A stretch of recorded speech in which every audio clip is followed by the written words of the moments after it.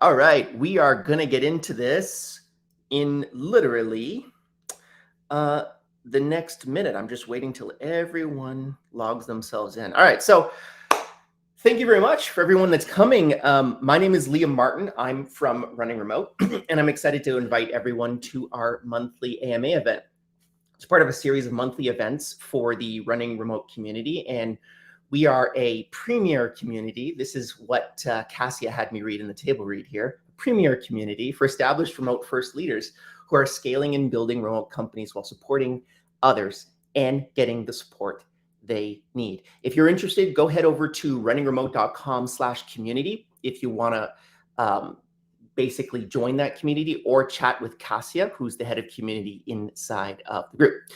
So for today's AMA session, we invited Job over, the CEO of remote.com, to learn from him how he really builds an authentic and strong remote team culture. And I believe the company is valued at over $1 billion. I think it's actually valued at more now, if I remember correctly, right? Well, it's more than $1 billion. Boom. All right. And also, full disclosure, I'm invested in Remote First Capital, which I think is, and Logos Fund, which is also invested in remote.com.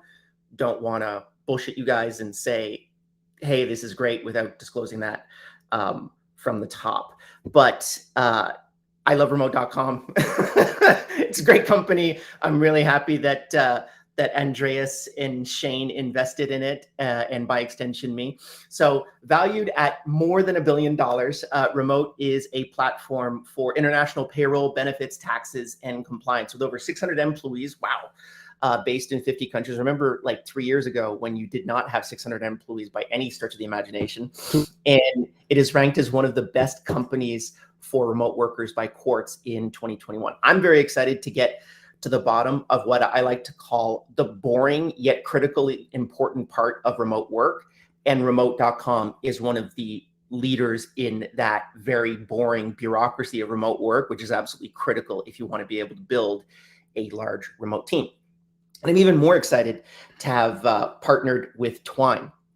So Twine's a simple video networking solution that is used to power impactful conversations that break down silos and create connection to build healthier remote teams. Lawrence, CEO and co-founder at Twine, he's joining us today to conduct the actual interview. Twine is a fully remote company with offices in Canada, India, and the Philippines, the US, Argentina, and is a happy client of remote.com. So it really worked out perfectly well. Previously, he founded Double Dutch, the market leader for mobile event apps, which was acquired by Cvent in 2019.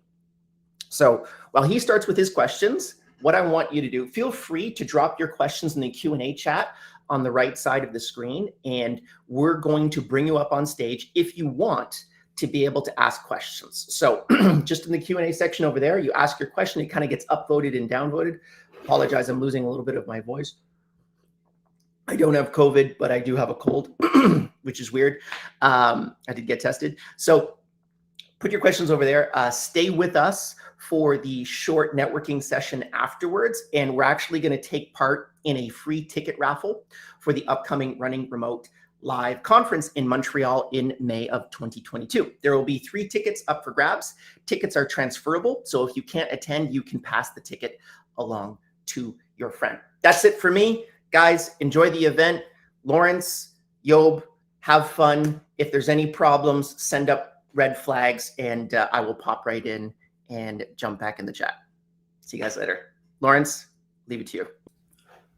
All right. Well, thanks, Liam, and nice to see you again, Job. And it's great to be here. Good morning, good afternoon, good evening, wherever you are. So there's a whole bunch of stuff we can talk about today. I have some pretty easy questions, and then I have some really hard questions that I ask Job's permission to ask later. So we're going to try and keep this interesting. As Liam said, put your questions in the Q&A, and the good folks at Running Remote will help me pull some of you folks up on stage.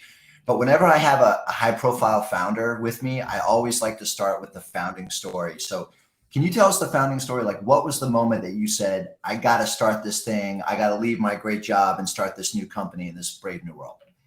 Yeah, of course. Thanks, Lars. It's quite simple. So before Remote, I was at GitLab, where I joined the team very early on when it just became a company. And there we faced this exact problem. We hired people from anywhere, and we needed to somehow pay them and provide them benefits and stay compliant. And it turned out that there was really no good solution. There were plenty of ways to do it. They were all painful and all very expensive. But it was very obvious that in all other ways, running a distributed company was the future. Like all the benefits that we are all familiar with, and I'm happy to speak to a crowd that understands this, so I don't have to go into it, but that was so incredibly obvious. Yet it was still hard to take care of this very basic need of paying out someone. And so if that is not solved, then other companies will not be able to operate this way, because at GitLab, we were a bit crazy doing this early. And so after 5 years at GitLab, where I led product, I got together with one of my best friends, Marcelo, and we built Remote specifically to make it so that more companies like this could exist. Was this before the pandemic? Was it before COVID? Yeah. The company was started in January 2019. Yeah, I quit my job at GitLab my last day at GitLab was January 15, 2019, and January 25, I started Remote. And we started building the company, which took a long time because we own all our entities and we built the infrastructure ourselves. So the pandemic hit and we still didn't sell a product. We didn't have anything to sell. And it was only May last year that we got our first customer. And since then, it went really fast. We, like a year ago, in May, we had 15 employees working for us. And today we have, I think now over 700.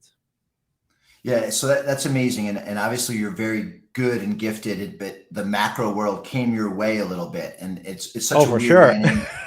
Yeah, otherwise we would maybe have 20 employees by now. Yeah. Yeah, and so just for the folks on the line, like Remote is so simple. So we have my company, Twine.nyc, tiny company. We're 15 people. We wanted to hire someone in Canada, and I have other things to work on rather than figure out, do I want to incorporate in Canada? Do I want to sign up with a PEO? It's like all super complicated. Heard about remote.com, filled out a form. And then the next thing you know, we're up and running in Canada. So it's like, it's that easy. So if you're worried about compliance, or your CFO is giving you a hard time about hiring somebody in a new place, like go check out this company. It makes it really, it makes boring, hard stuff really easy. So that's my quick pitch for Remote. Thanks. Okay. Yeah, it's good to hear that it worked like that. Yeah. So next question. So you and I were just chatting in a breakout room with a woman in Puerto Rico who was worried that she was going to get pulled back to the office and that the age of remote is coming to an end. Yeah. What's the latest data you're seeing? How durable is this wave? Are we all kind of wasting our time because the world's going to snap back to what it was? What's the data you're seeing, and what are you hearing? Are there geographic differences? There's very little reliable data, right? Like, so whatever data you're seeing on the internet or on articles, it's worthwhile to look into the notes to see like what exactly are they measuring here? How many people do they survey? How many companies? And it's always very sparse, and like the data varies a lot. There's a few interesting data points, right? If you look at new job openings, you see that, for example, the ones that are posted on Hacker News, which is like where most startups publish them, 80% is remote, and it's still increasing. The way I think about this is that we are no longer living in the age in which employers get to decide how you work and where you work, right? It is the employees that decide that, so that if your employer forces you to go back into the office, you're much more likely to take the option to say, well, then I'll look for a remote job.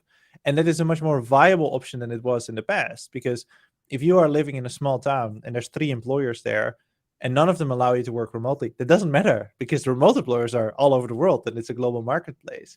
And so that is exactly what we're seeing. I'm sure you've heard about the Great Resignation. This is part of that, right? The power is starting to move towards the employee, and they take this option. And so we're not going to see this disappear, because many people prefer it, or at least want to have the option to work more flexibly, right? To have greater freedom in the way that they work. And that will forever drive the change. So, for sure, there's going to be a whole bunch more articles, as there have been many, about employers that have great success with bringing everybody back to the office, and people that are super excited about being back into the office. But remote work is not going away, and it's definitely not going to shrink either. I think it's only increasing in size. And that is what we see as well, right? So if you look at what we are looking at, is like, what is the demand for companies that say, I want to hire internationally outside of the company which I'm hiring today? that's only increasing. Like that market is just massively increasing still today, especially today, now that we're starting to get comfortable with the idea, well, if I'm first forced to work remotely because we're all working from home, I might as well hire people from elsewhere rather than just hiring from the neighborhood. Yeah, I think it's the talent, right? Like, do you want to hire the best people within 30 miles of your office, or do you want to hire the best people in the world, and the best talent is going to get to choose where they live? I'm with you. That's the thing that feels the most durable. I've got a couple more, and then we can pull some folks up on stage. Onboarding. So, in the old days, you started a company. A key part of your onboarding is you get walked around the office. You'd meet some folks who are going to work in the same office as you, start to meet the people you need to know to get your job done. Tell us about how you do onboarding it remote. Like, getting folks productive in that first 90 days is a big deal for a founder. Like, what are you all doing, and what are you all doing differently than you did, say, at GitLab, or I'm sorry, in a face-to-face office? Yeah, it's funny. I worked 9 months in an office, and before that, I worked in a laboratory. So my actual office experience is very limited. Like, don't ask me about how to function in an office. Like, if you do onboarding well, being physically present somewhere is not the variable that's going to make the difference, right? Like, where in an office you're showing around the office, like, well, that you don't need anymore because it's all online. So you should point someone to the handbook. And so what we have at Remote is we have a number of things that we take care of. First is primary needs, things like equipment, access to systems, and making sure you know where to find everything. And all of that is automated, right? So that means that the moment we press hire on someone in our applicant tracking system, we create an automation so that they get sent equipment, they get access to all the things that they should get access to. And then we document things really well in Notion. Part of our handbook is open at remote.com/handbook. And so that's all taken care of. Beyond that, we followed a similar kind of standard, which is that in the first week, at least, it's warming up, getting to know the people, getting to know the team, getting to know the company and the product. We have courses. Almost a large part of the things that we do are asynchronous. So that means that you can do them in your own time, but it also means that I don't have to tell the vision of the company with every new hire, because we have internally starting at least 40 people a week or so it would be undoable to do this over and over again. So I just recorded the video and people get to see that. And so for the first week, it's very structured, and then depending on which department you are, the first 2 days is basically the same for everybody else, and then depending on the department, you might do different things in the rest of the day. That is all pretty straightforward. It's not very complex. It continuously evolves as the company grows, as we have more functions, as we do new things. I think interesting things that we do that are not new, not surprising, but are very useful, things like a buddy system. So every hire gets a buddy who has been at least for 3 months at the company, which in our case is quite a long time. You are welcomed in your team. You make sure that you have regular one-on-ones with your manager so that they can help you out. That's basically it. You just make it very easy for people, and you set the expectations really low. Beyond that, you make sure that you have a culture of documentation, a culture in which ownership is encouraged, and where it's clear that where you can find work, right? Like, if you can only work on one thing, if you can't multiplex, then you can't work asynchronously, because the moment you run into a wall, and the moment you hit a barrier that can't be solved by someone else, then you have to stop working. And so that is something that we work very hard for, that you can easily multiplex and you can just pick up some other work. It's not very hard to do, but it is something you have to think about. And so if you're in an organization that's very task driven, and if you're a very task driven leader, then it's not going to work, because that means you would forever have to give people tasks. And we are very much an ownership driven organization where you take ownership of things and you drive yourself. I really like that, a place where you can find work. I haven't heard that expression, but just like this backlog of stuff where you can start knocking it off. I guess it's common for engineers, but maybe not for other functions. So that's super interesting. Yeah. So let's bring up Trishanya, who has a good question from the crowd. So running remote folks, can you help us bring up Trishanya?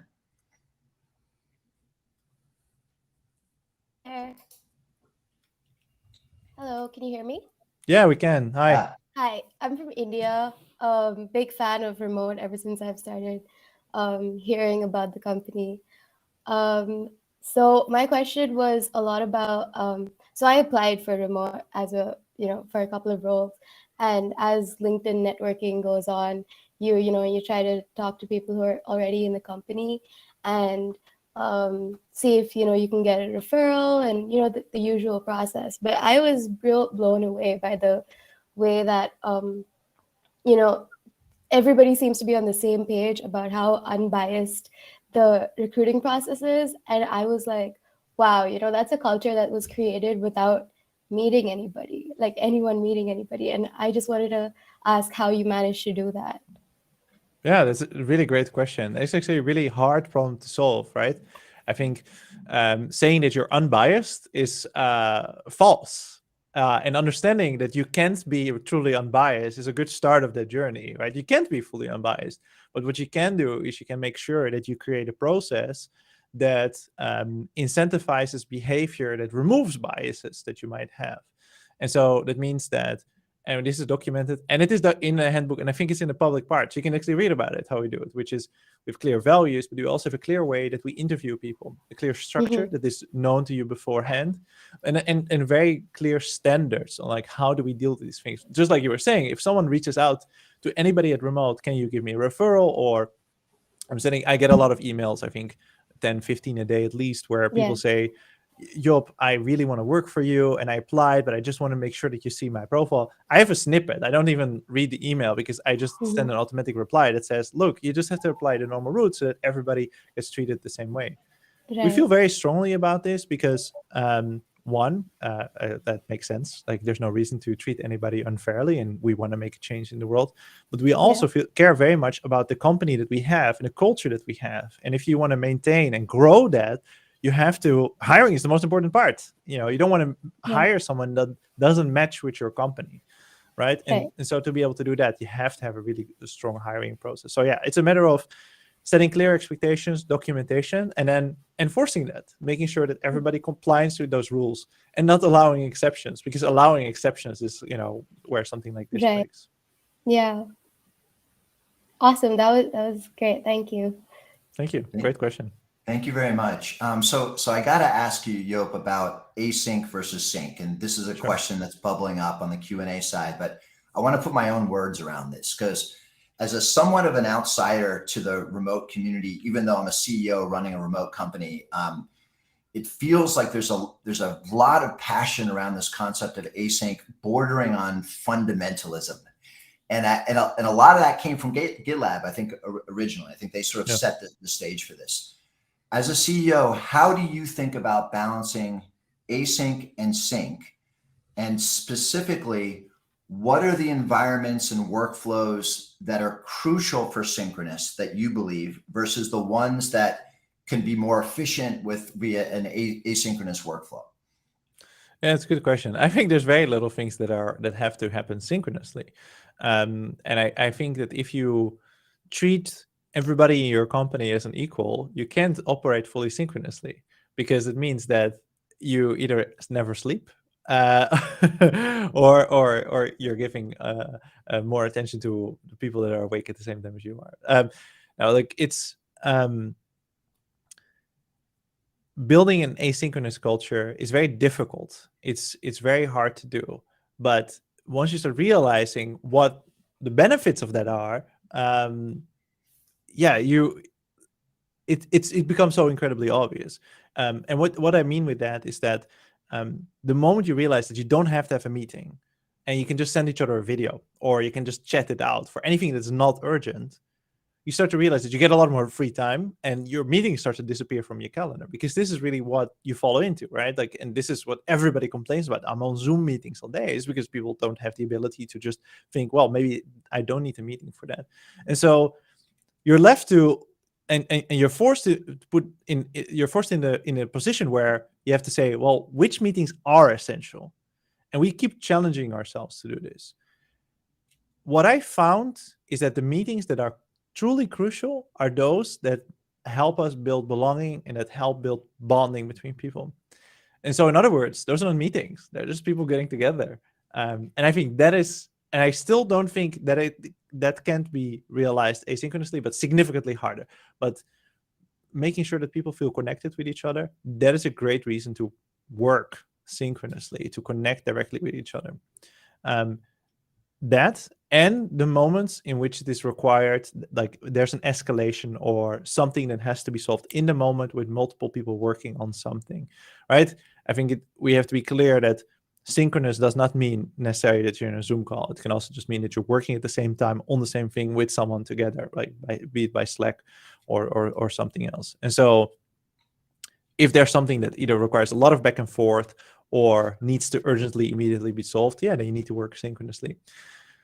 I think being super religious about or dogmatic about working asynchronously can lead you to think that you can't do urgent things, right, in a business. There has to be some expectation that people are online sometime during the week, right? Like you can't build a business assuming nobody will ever be online, or you can't build a business without ever counting on someone, right? You need to be able to count on someone within a particular set of time. But I think the main thing, actually, yesterday I recorded a message to the whole company saying, listen, if I send you a Slack message, I don't expect you to reply immediately. And the reason that I send this to the whole company is because I send welcome messages to everybody that joins the company. And a bunch of people replied to mine and said, oh, I'm sorry I didn't respond. I was doing laundry. And I was thinking to myself, well, why would you be sorry? Like I don't give a shit if you reply on time. It's not urgent. So synchronous is useful when it's necessary, but it has to be incredibly obvious that it's necessary. And then the one exception is, yeah, it's nice to bond with people. It's easier to talk like this synchronously than asynchronously. Yeah, that's super interesting. I see a question bubbling up too around the sense of belonging, and I'm sure you saw it. There's a study that came out of Microsoft with all of their data from post-pandemic. It was a collaboration with Cal Berkeley. And basically the gist was that there's this concept of weak ties, like the people that you know outside of your core team. And for you to get to know people, synchronous time really helps. And so just hearing you talk about that it's actually the non-meetings, like the human connection. So synchronous is for human connection, async is for work. That's really clear and powerful. Yeah. Can we do a fast follow on that question? There's an anonymous question here, which is, what are the specific things that you do at Remote to create that human belonging across cultures, across time zones? Do I remember correctly that you all give out oculi to? Yeah. So yeah, to the high level answer to the question is we work intentionally on it and we create time for it, right? So we specifically make time for it that is always opt-in, but nonetheless, it happens so frequently that it's almost impossible to miss. Time to bond in some way or another, be it by video, be it by audio only, be it by VR, or sometimes just by chat, right? Like we do all sorts of like funny little chat things where you still get to know each other. But yes, actually, everybody that works as Remote gets one of these. This is the Oculus Quest 2. If there's a new one, everybody gets that one. And what we do is for fun, we send everybody one for fun. We don't use it for meetings. Everybody always asks this. We don't use it for meetings. It is not at the stage where that is actually very useful or productive. But we do use it for fun. And it's not because we say, well, all our fun happens in VR. No, it's because it's just another nice thing to do. Like one, it's like exciting to try it out. And like, for example, today, we actually have our holiday party today. And so earlier today, I was in VR with some colleagues hanging out. And why is that nice? It's because it's a different way to view things, right? A different way to sense presence. It's nice to, you sit your whole day at your desk in Zoom, and it can be good and it can be great. I love sitting at my desk, but it's also nice to just try something else. So it is intentionally creating time for it. And majority of the time we don't use VR for it. We have audio rooms, we use Zoom calls where we have breakout rooms and we have, the typical things. But sometimes we do something special like this. But yeah, the main point is you have to intentionally create time for people to connect.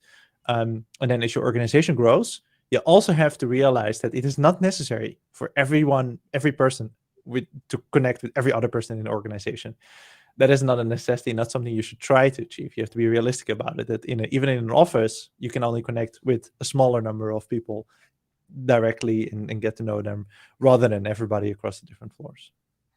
No, that's cool.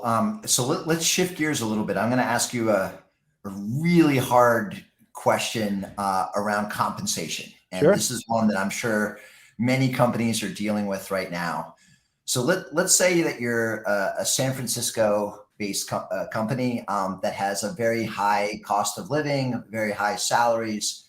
Your company goes remote, and let's say one of your best and highest paid, no, let's say one of your good engineers who's very well paid but not your best decides to move to Mexico, and they arrive in Mexico, and there happens to be a team that's a local team already living in Mexico, working in Mexico, getting paid at Mexico pay rates.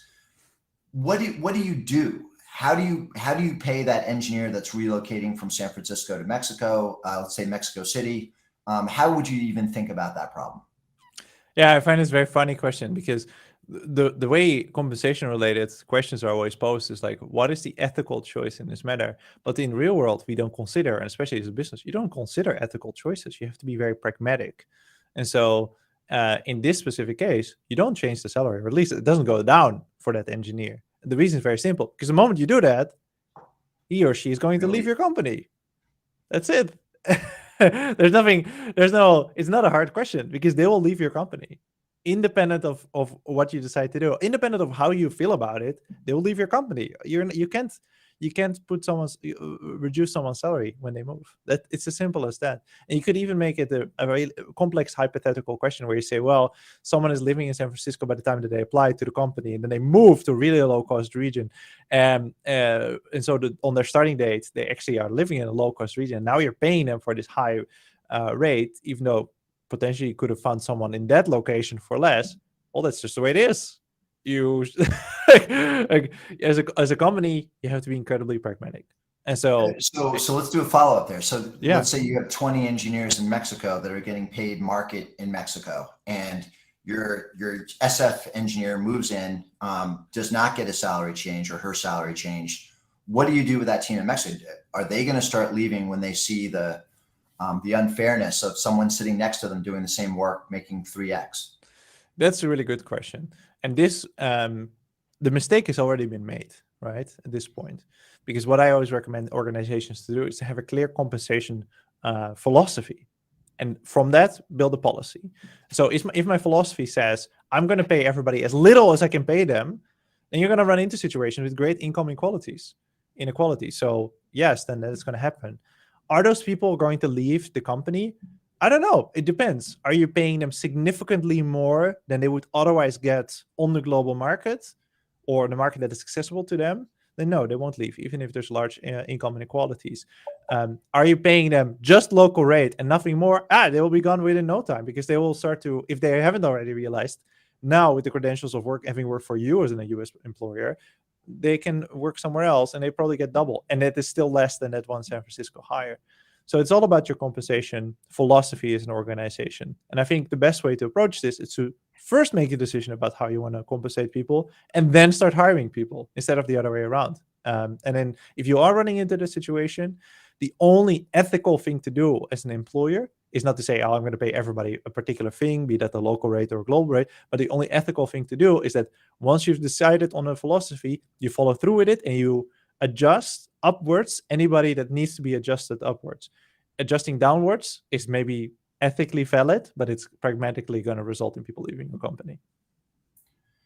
Yeah, I agree with you. I think you have to be proactive. And so what compensation people have historically believed, I actually worked in compensation, first job out of school, is like, you have to pay to market. You have to, like, that's the religion in the world of compensation. You have to pay to market. Yeah. And the thing is, the market has changed. The dynamics have changed. Suddenly, I can be an engineer in Mexico and work for any of the top companies.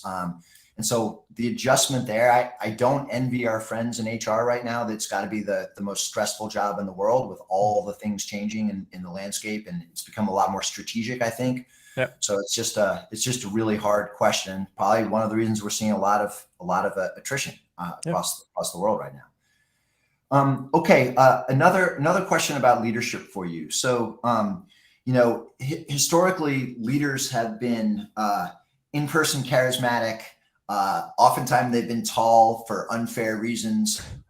There's been a lot of qualities of the in-office leader that may not be translating to leadership in a remote world. How do you think about the attributes of the best leaders for a remote first world? Oh, that's a really great question. And I don't know if I have a good answer to it, right? Like, because what I believe a leader should have is someone that has empathy and that can build a business and care about its people and create direction and belonging and a shared mission and vision without people feeling like overworked, without creating a politicized workplace. And doing that is very, really hard. I don't think there's particular properties about someone. I think someone needs to understand what are the dynamics in these kind of workplaces, and then be able to hire effectively so that they have people reporting up to them that can follow along with that. I think that is most important. I think a lot of leadership and like building like a good company can be taught, can be learned from example. But yeah, being tall, I mean, I won't tell how tall I am, but I'm pretty tall. But most people in my company only know because they saw a picture of me compared to someone else they might know. But I've actually not met most people at remote. Being charismatic, I mean, I think that still helps because leadership for a large part is talking to people. But yeah, I'm not sure. It's an interesting question. Yeah, it'll be interesting to see if the average height of leaders comes down. With you. Nobody knows how tall anybody is anymore. All right, so let's go kind of in one more direction. So there's a question coming in from an anonymous poster. It's kind of a boring question, but it's a big deal at companies, which is, yep. Do you have any guidance for folks that are trying to make a decision if someone should be a contractor or an employee? Historically, this has been one of those things that can get you in trouble with local governments. How do you think about that? Yeah, it's quite straightforward. If someone works full time, has a manager, doesn't do any other work for other employers, and is like any other person on the team, they should be an employee and they should not be a contractor. That is roughly how it should be. And if you find yourself in a position where for indefinite time, or basically indefinite time, you're working only for this one employer 40 hours a week, you're just like any other team member, you should be an employee. If one of those things is different, for example, you have a very specific task or project that you're working on, and after that, you would have to negotiate a new contract. Or if it's a very shorter particular period, right, like say 3 or 6 months, or if you have multiple employers, then you should be a contractor. It's very risky for both parties, but in particular for the employer itself. So if you are in a position to make that decision, you should do probably what is best for you and what makes sense for you, right? And like if this is your first employer, but you intend to have others, that's also fine to be a contractor. But generally, if you're treated like any other employee, you should be an employee. And doing that wrong can hurt you and the employer in particular. Okay, great. Quick remote.com related question. So Nigeria, do you all have plans to support Nigeria as a geo? Yeah, of course. Yeah, we want to be everywhere. We've been working in Nigeria for a very long time. The only reason that it's not open is because someone has to file a document somewhere in the local government, and we're waiting for that to complete. But yeah, we've been working for a very long time in Nigeria, and any other country in the world as well, right? So by the end of next year, we hope to be in most countries in the world, with the exception of countries where we're not allowed to operate, which is sanctioned countries. Okay, I'm going to ask Daria to come on stage. She has a question that her office has been strong on the idea that culture is built via team hours and in-person coffees. What are some alternative ways to do that without getting folks together physically? Sorry, Daria, you asked the question. I blew it. Yeah, Daria, give us a little more color on that. Who are you dealing with within your company, and what have you tried so far? So,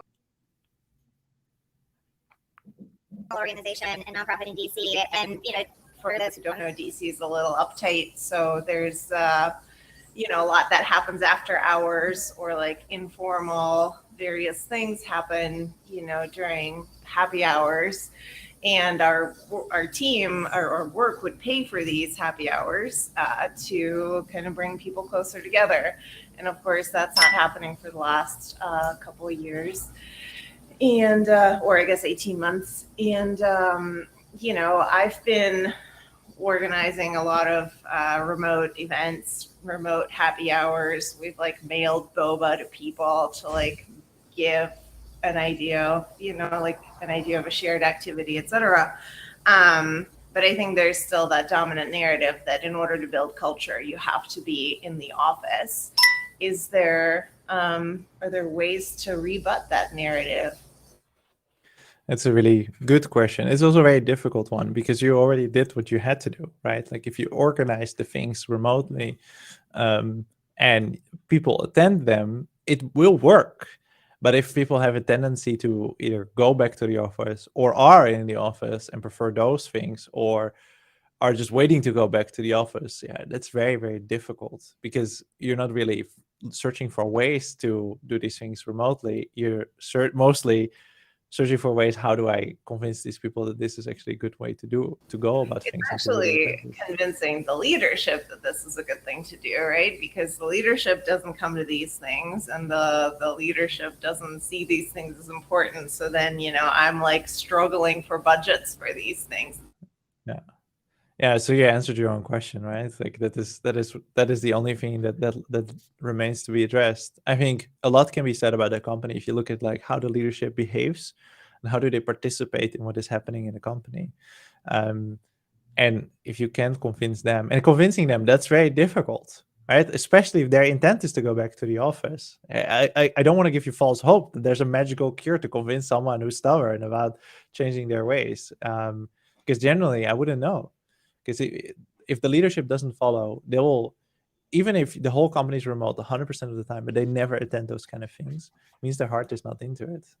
So you'll have to sit down with them and like talk with them about it. Like, this is the way of the future.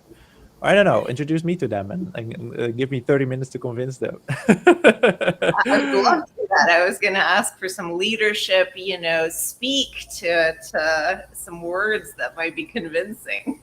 Well, you know, if you want to get to leadership, it's about money, right? So it's about money and being able to scale a business. So, you know, the talent is everywhere. So if you don't operate remotely, you're going to lose your talent in a company. So you either have to adapt, or you're going to just lose everybody because everybody's going to move. And it's not just Daria that's going to move to Mexico, but it's everybody else. Yeah. Thanks, Daria. I'd love to ask Shivam to come on stage. He has there's a question about the metaverse and remote work, but it's excellent. So can we pull Shivam up, please?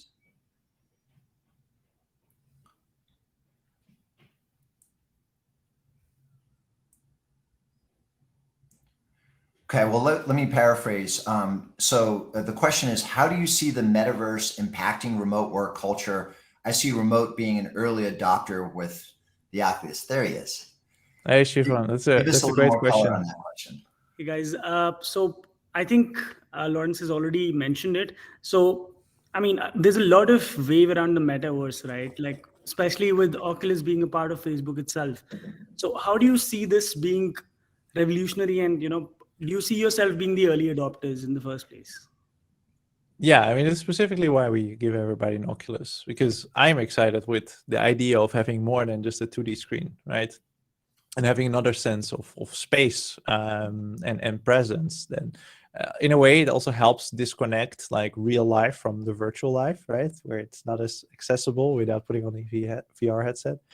Look, I think to me, it's obvious that if you have more virtual space, there's more you can do with that. I think we're super early in what we can do with these current headsets, even though they're really nice. And if you don't have one, like, get one. It's amazing. Like, they're really well made. But how that exactly is going to look, I'm not sure. Like, I do think that there's the dimension of having like the ability to have a good meeting in VR. Once we nail that, and I know Meta is working really hard on this, and what they've built so far is pretty interesting. That can generally be very promising. But I also believe it's still super early. I think for me, one of the points in time that I'm most excited about is once Apple is going to come out with their AR glasses, where you don't have to be or you don't have to be or in reality or in VR, but rather you can like bring some of virtual reality into your own reality, so that you can feel a sense of presence while still being connected with the real world. And again, how does it affect the metaverse? Well, I think one of the things that is actually missing right now, which is why the whole metaverse is interesting in this regard, one thing that is missing is like the sense of connection between the place where I do my work and everything that is VR and AR. Because today those systems still seem very isolated from everything else, and so it's very hard actually to, there are apps and there are games and whatnot where you can bring like your work stuff into VR, but they're not super easy to use and they're not super accessible. And until that's easy and that is accessible, it becomes really hard to do work.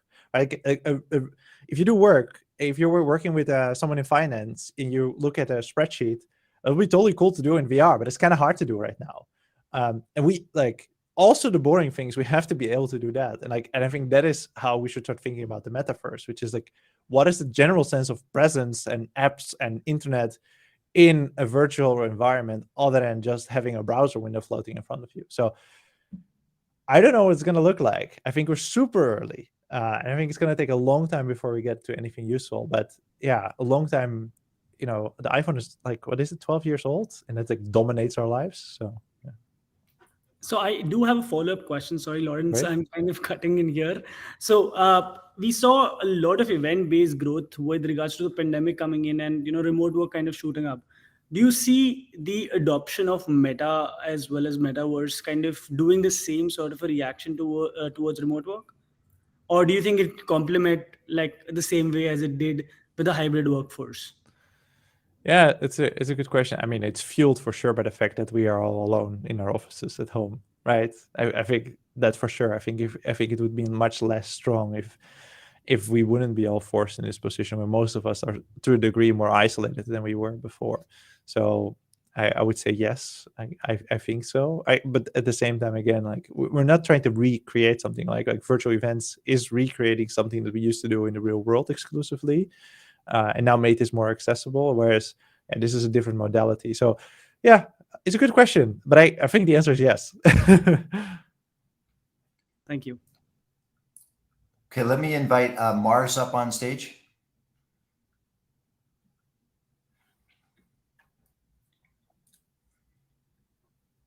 Yop, while we're waiting for Mars, how do you feel about crypto Web3? Oh, there's Mars. I'm going to quickly avoid that question. We can dodge that one. Okay, hey everyone. Well, my question is, by the way, Mars from Buenos Aires, Argentina.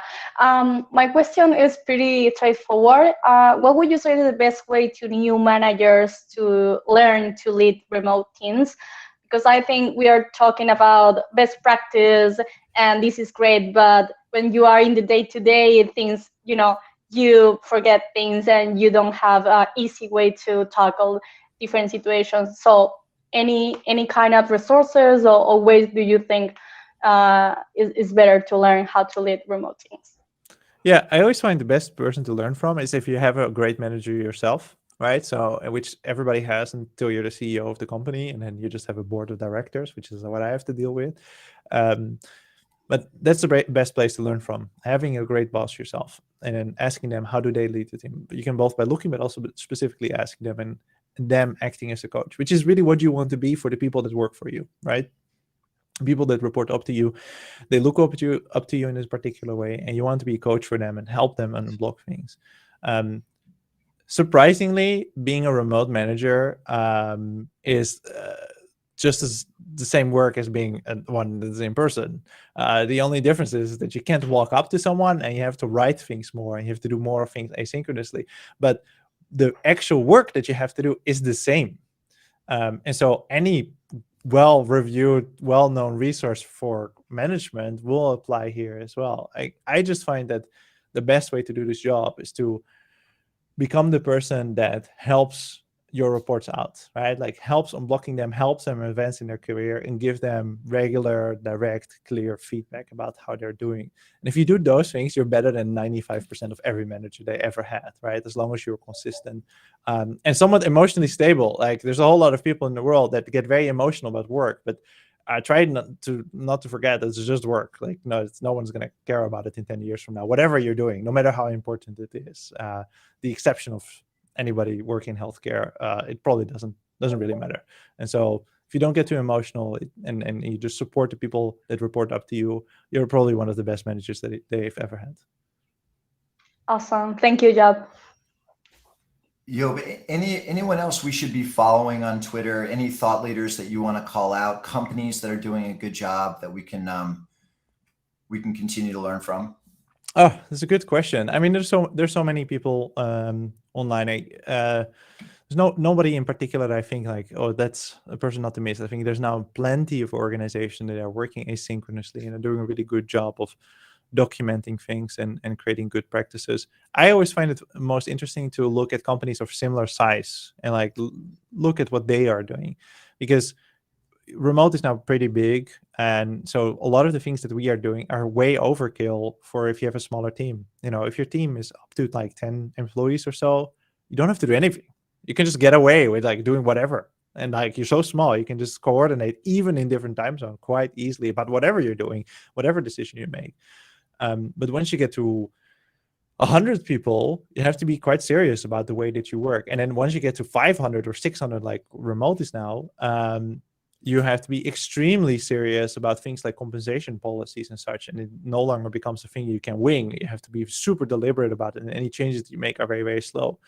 And I think that is something to be aware of, that if you follow people online and remote thought leaders and whatever they are saying, is like, think about like, does this actually apply to me? Is it like, am I not spending too much time? Because again, if you're a small team, you can get away with whatever you want. It doesn't really matter. Just have a call once in a while. You can just, at GitLab, when we were starting out, when we were just, I think we were like 6 or 7 guys. We just had an 1.5 hour, 2-hour call every single day. That was it. No other meetings. 2 hours of a call. It was bonding and it was work, and we got away with everything.